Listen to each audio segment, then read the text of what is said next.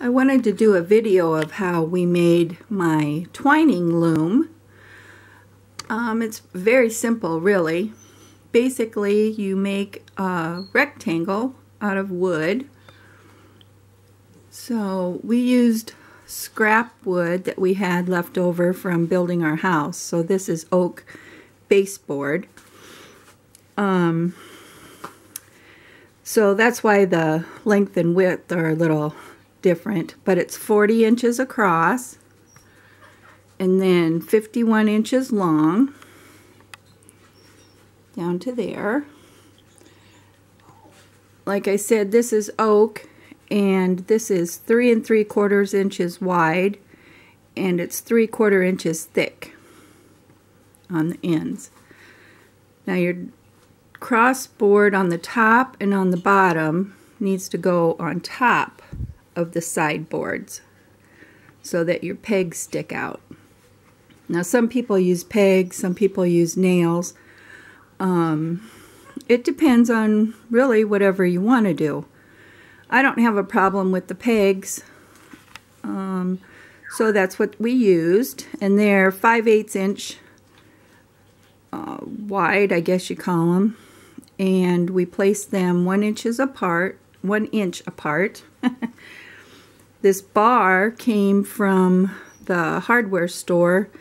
It's a steel bar, so we put a bend in it here to hold it in, and my boyfriend had to heat it to bend it in the vise, but it's very strong.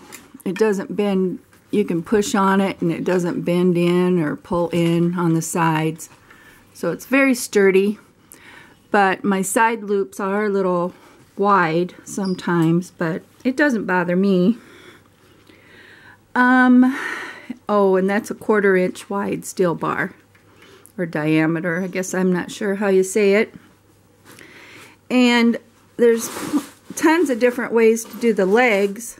What we did was take more scrap wood and put legs on with hinges, and then this chain is from the hardware store also, which is screws in it. So this is the top leg, obviously, so I can flip it over and work from the top and the bottom. Here's the bottom leg, and that's the chain there. Now this piece of wood here in the center is removable. I've got a rug on here so you can't see how there's eye bolts in the middle and on the end too. But when I want to make a big rug, I take the bars out and then this board just slides off, and then I put the bars back in and I can make a long rug. So the different sizes I can make are, if I use the full loom from top to bottom without the middle piece, it's 36 inches wide and 48 inches long. Now we put eye bolts up here in different spots so that I could make different size rugs or table runners. There's the end one. So I've never used this real skinny one. It would only be, you know, that wide.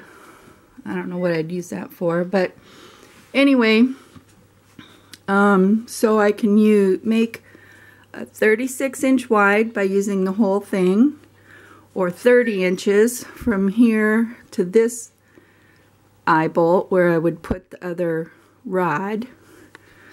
I can go 18 inches from here to here, or wait, that's 12 inches.